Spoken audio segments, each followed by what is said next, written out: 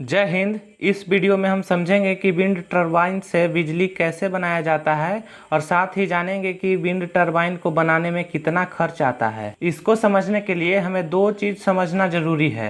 पहला कि wind turbine बनता कैसे है और दूसरा विंड टरबाइन काम कैसे करता है। देखिए, विंड टरबाइन बनाने के लिए सबसे पहले इसका बेस फाउंडेशन तैयार किया जाता है, जिसके बाद क्रेन की मदद से बहुत सारा ऐसे छोटा छोटा पाइप के आकार का रख कर बड़ा टावर का निर्माण किया जाता है।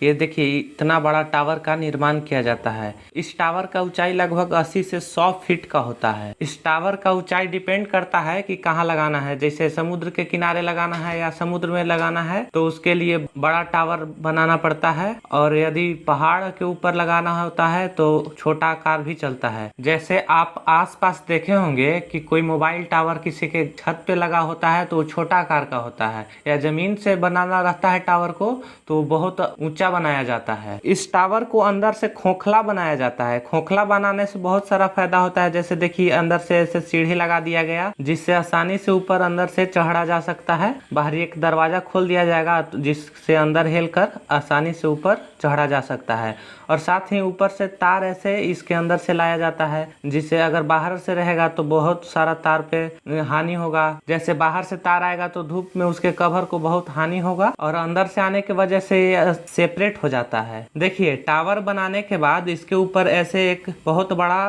कस दिया जाता है डिब्बा के आकार का, जिसको नेकल बोलते हैं। इसी के अंदर सारा मशीन फिट रहता है। इसको नेकल बोला जाता है। ये लगभग 3 कमरा इतना बड़ा फ्लैट के बराबर होता है। नेकल लगा देने के बाद इसमें हब लगाया जाता है, और हब में ही ब्लेड को ऐसे 3 ठो ब्लेड को कस दिया जाता है। ये ब्लेड जो होता है लगभग 60 फीट लंबा होता है। विंड टरबाइन कैसे बनता है समझ लिए। अब इससे बिजली कैसे बनता है सो समझते हैं। देखिए, जब हवा चलता है तो ये डैना गोल गोल गोल गोल घूमता है। गोल गोल घूमने के कारण इसके अंदर का जो शाफ्ट होता है वो घूमने लगता है, और शाफ्ट से ये शाफ्ट गियर बॉक्स में जाकर कनेक्ट रहता है, और गियर बॉक्स इसके आरपीएम को बढ़ा देता है। आरपीएम का मतलब होता है राउंड पर मिनट, मतलब 1 मिनट में कितना राउंड इसका शाफ्ट घूमा। गियर बॉक्स इसके स्पीड को 100 गुना बढ़ा देता है।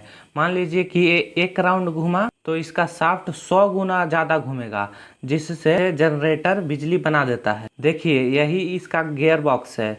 एक बार घूमने पर 100 बार घुमा देता है। और गियर बॉक्स के पीछे एक ब्रेक लगाया हुआ रहता है। ब्रेक इसलिए लगाया हुआ रहता है, जैसे मान लीजिए कि बहुत तेज हवा चलने लगा, तो बहुत तेज हवा चलने लगेगा तो एक बार ये घूमेगा तो ये 100 बार घुमा देगा, और 100 बार घुमा देगा तो ये अगर यही स्पीड चल रहा है तो ये बहुत ज़्यादा तेज रफ्तार से घूमने लगेगा, जिससे इसके अंदर आग लगने का खतरा रहता है।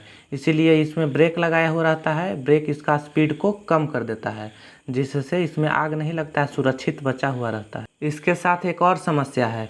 मान लीजिए कि अभी हवा पूरब की तरफ से चल रहा है और बाद में पश्चिम की तरफ से चलने लगेगा, तो ये जो नेकल वाला पार्ट रहेगा ये घूमेगा कैसे।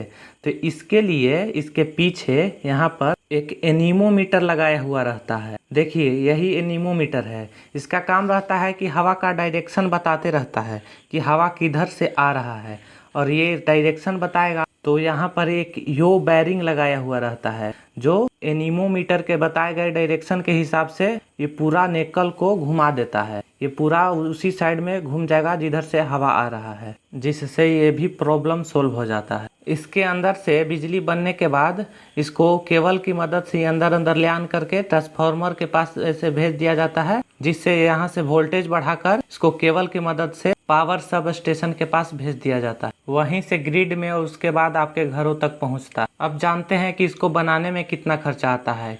1 मेगावाट का विंड टरबाइन बनाने में लगभग 10 करोड़ रुपया का खर्चा आ जाता है। लेकिन एक बार 10 करोड़ रुपया लगाने के बाद इसमें फिर कुछ खर्चा नहीं आता है। थोड़ा बहुत वही मेंटेनेंस का आता है, उसके बाद हवा से बिजली बनते रहेगा। इसका एक और समस्या है कि ये सभी जगह नहीं लग सकता है। जैसे यूपी बिहार के इलाकों में ऐसा आप नहीं देखे होंगे। अधिकतर ये पहाड़ वाले क्षेत्र या समुद्र वाले क्षेत्र में इसको लगाया जाता है। आज के लिए इतना ही। जय हिंद।